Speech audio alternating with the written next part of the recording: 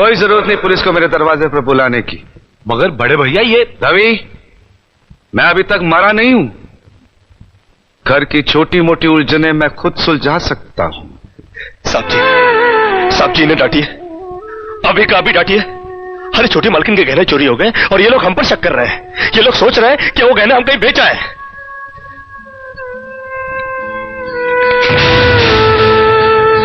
बाकी के रुपए कहां हैं कृष्णा?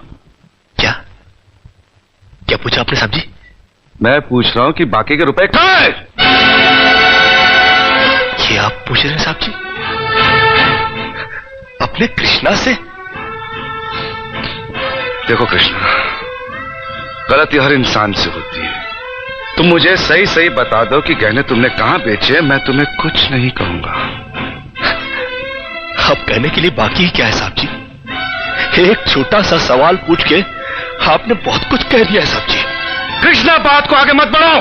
बात आगे बढ़ चुकी है साहब जी, बात आगे बढ़ चुकी है। अब तो आप पुलिस को ही बुलाइए।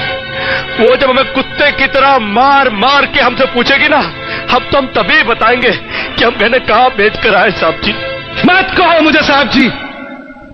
इसी साहब जी की इज्जत आज तुमने मिट्टी में मिला दी। क्या कुछ नहीं किया था मैंने तुम्हारे लिए, उसका मुझे तुमने ये बतला दिया। अरे भैया, अरे हट जाओ ज्योति। जिस दिन मेरी फैक्ट्री जलकर राख हो गई थी और मैं बर्बाद हो गया था, मुझे उतना दुख नहीं हुआ था कृष्णा जितना आज हुआ जब तुमने इस घर में चोरी की है। साहब जी, बचपन में जब हमारे माँ बाप मर गए थे ना और हम अनाथ हो गए थे ना, तब भी हमें इतना दुख नहीं हुआ था जितना दुख हमें आज हुआ है जब आपने हमें चोर कहा साहब जी। आपने हमें चोर कैसे कहा साहब जी? और ज्यादा सफाई देने की जरूरत नहीं है।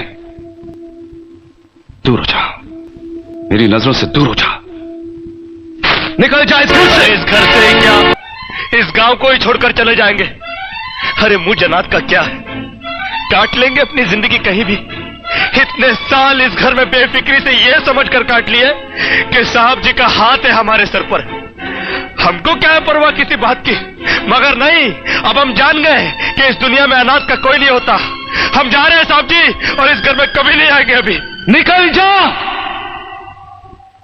दोबारा इस घर की दहलीज में कदम भी रखा तो मेरा मरा हुआ मुंह देखेगा तू। अरे नहीं नहीं नहीं, मुझ नौकर के लिए अपने दिल को दुख देने की कोई जरूरत नहीं। मैं कदम भी नहीं रखूंगा।